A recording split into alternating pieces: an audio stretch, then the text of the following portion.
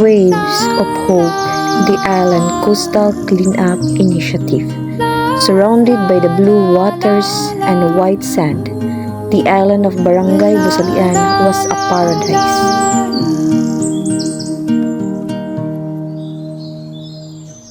Feels like I'm drowning in an ocean with nothing but my silence.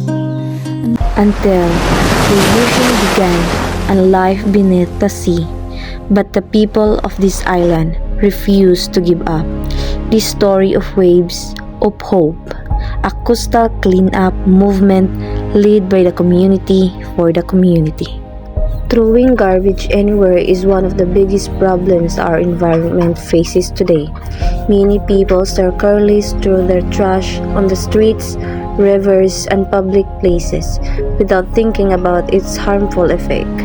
This behavior shows a lack of discipline. For years, the island faced an increasing waste problem. Plastic wash assured daily, bottles, wrappers, and fishing nets. Marine life began to suffer and the once clear waters turned cloudy.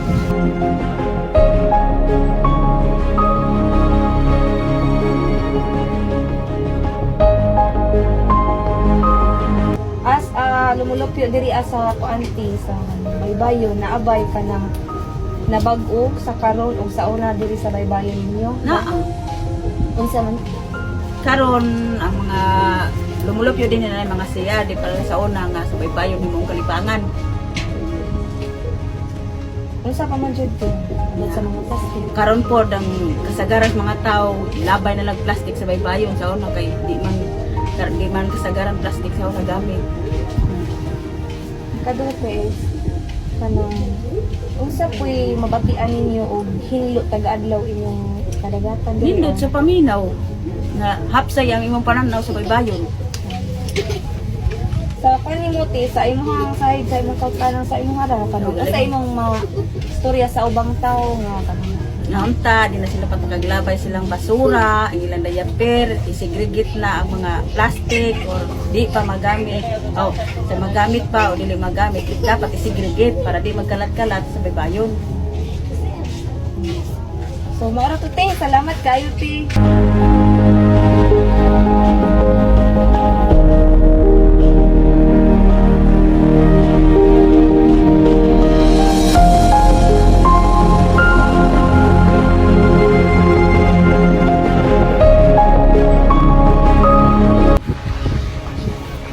In 2024, island youth, teacher, and fishermen decided to take action. They organized a community meeting and launched a coastal cleanup with the help from the barangay council.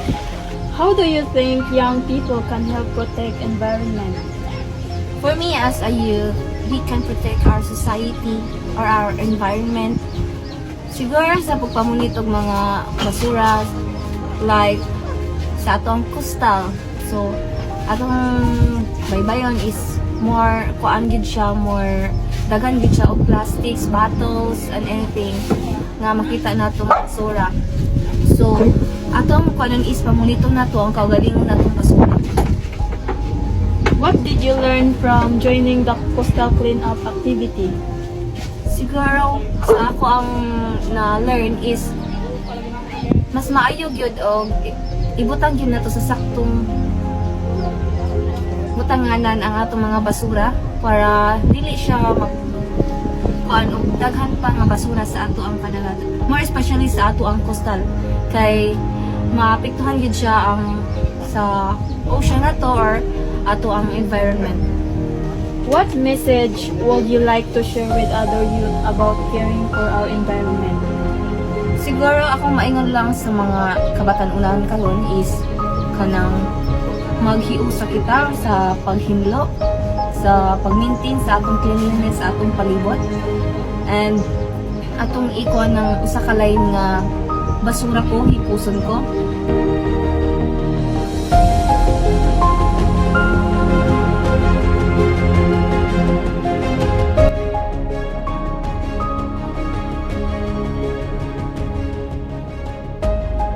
As a student, we gathered to volunteer by cleaning the shore. Armed with gloves and socks, they began to collect garbage piece by piece. Tara, manghilo na tayo.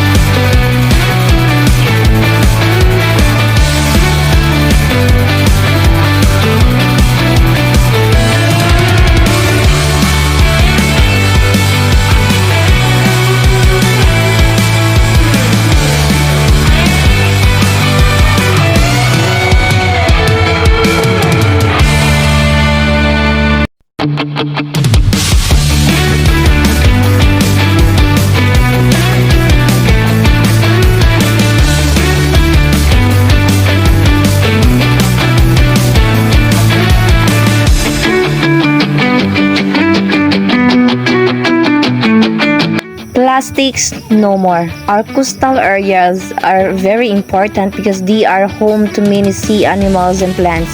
They also give food and jobs to people. But today, our coasts are in danger because of pollution, especially from plastics and garbage.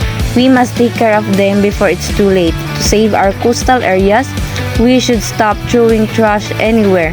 Everyone must learn to throw garbage in the right place and recycle whenever possible.